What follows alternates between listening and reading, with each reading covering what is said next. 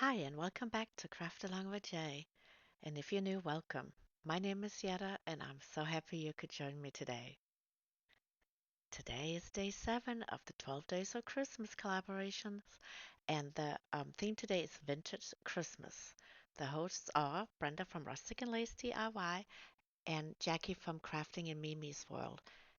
And as the previous days, don't forget to check out that playlist down in my description box once you're done with this video.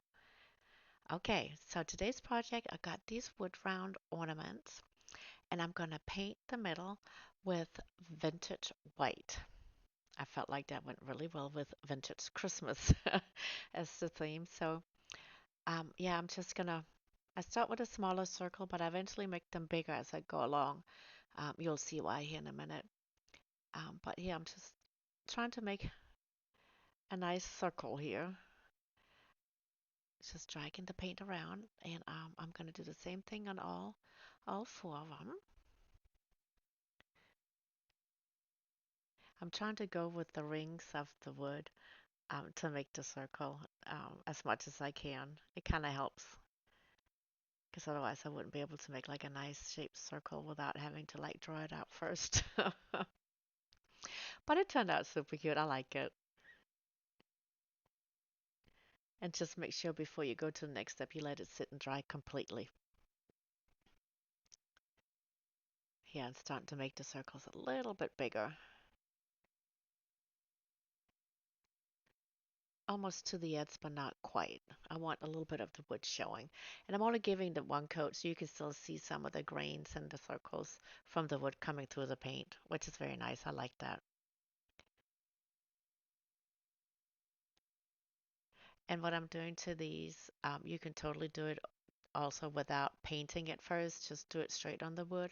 But I wanted to give it a little more like a snowy effect, I guess you could say. Because I got these vintage rub-on transfers that I'm going to use for my ornaments. I got these off of Amazon and I think they're absolutely adorable. Look at them. Mm, yes, love them.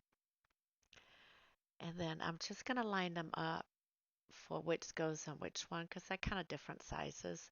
And so the rub-on transfer. So I'm just going to play around with it till I'm happy with, which rub-on transfers go on which wood ornament. So you can see I'm kind of switching around a little bit. So, yeah. So I have it laid out. I'm happy. So once I start putting them on, I'm good. Because once you get them on, you can't take them off. So yeah, I just lay them on top first, and then the ones that has more than one piece, and then I'll start taking the backing off and then rub them in, and then gently pull the top layer off. And as you do that, you want to do it very slowly to make sure the transfer has transferred completely. If it hasn't, you lay it right back down, and then you'll rub some more. And you keep doing this process until they have all released from the paper and onto the ornament. And I do the same thing with the other 2 little ornaments right here. I need a little help to get that paper off because it was kind of sticking down pretty tight. And here I'm just slowly pulling it back.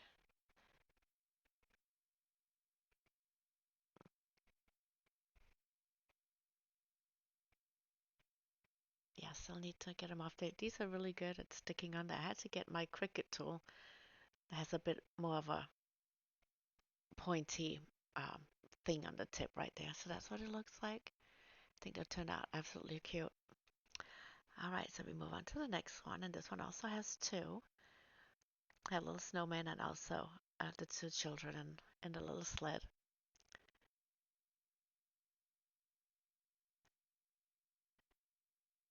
I'm making sure they're on there really well. And you can imagine this is sped up, so you can imagine if I hadn't how slowly this was going. So you just really want to take your time because it would be so sad to pull off this transfer and it's just half of it sticking on there. But yeah, look at them. And then we move on to the angel and then Santa at the end. I think these last 2 were a little bit easier, but also a little bit bigger. Kind of makes a difference.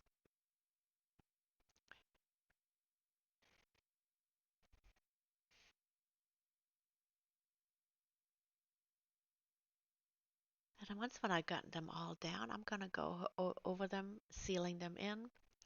And I'm just going to use some Mod Podge. So the funny thing, I'm using Mod Podge to seal it in. And then a couple of days go by before I go in and do the final touches of them. And I forgot I used it.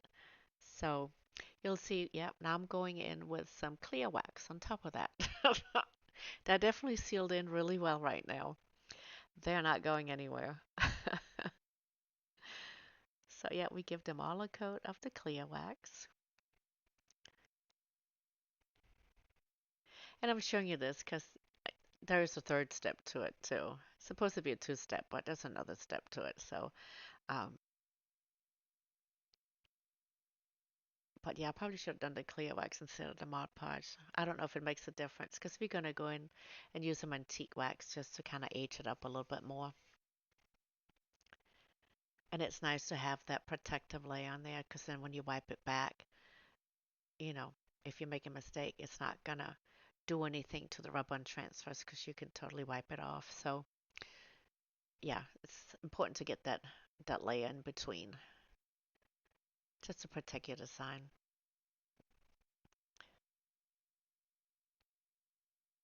And then you gotta let this clear wax dry completely before you come in with the antique wax,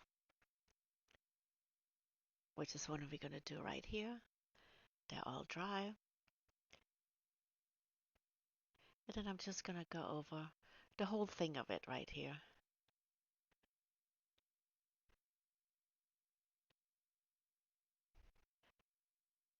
And I know it looks pretty messed up here, like it's dark, it's messed up, but it's not because you're gonna take a paper. I'm just using a cloth here, and I'm just gonna wipe it off.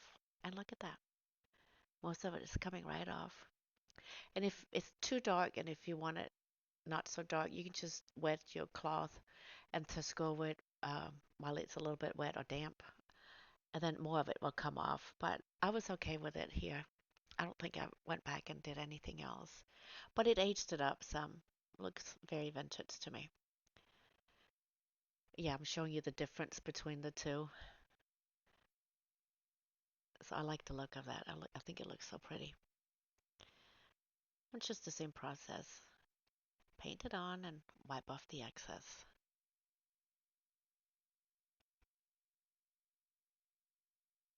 Gives it a nice vintage look to it, I think. And here they are all finished.